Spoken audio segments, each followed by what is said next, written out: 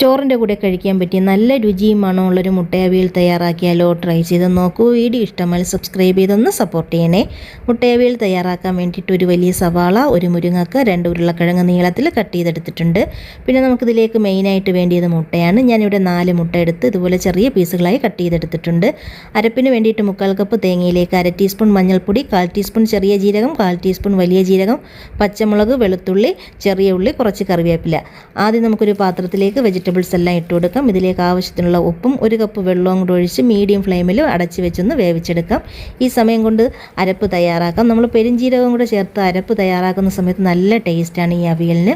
ഇപ്പോൾ ഉരുളക്കിഴങ്ങൊക്കെ വെന്ത് വന്നിട്ടുണ്ട്. ഇതിലേക്ക് അരപ്പ് ചേർത്ത് ഒന്ന് മിക്സ് ചെയ്ത് കൊടുക്കുക. ഇനി നമുക്ക് മുട്ടയും കൂടെ ചേർത്ത് മിക്സ് ചെയ്തതിന് ശേഷം കുറച്ച് കറിവേപ്പിലയും 1 ടേബിൾ സ്പൂൺ വെളിച്ചെണ്ണയും കൂടെ ഒഴിച്ച് ഒന്ന് അടച്ച് മീഡിയം ഫ്ലെയിമിൽ വെച്ച് 2-3 മിനിറ്റ് കഴിഞ്ഞ് തുറന്ന് ഇളക്കിയെടുക്കുമ്പോൾ രുചികരമായിട്ടുള്ള മുട്ടയവിയൽ റെഡി.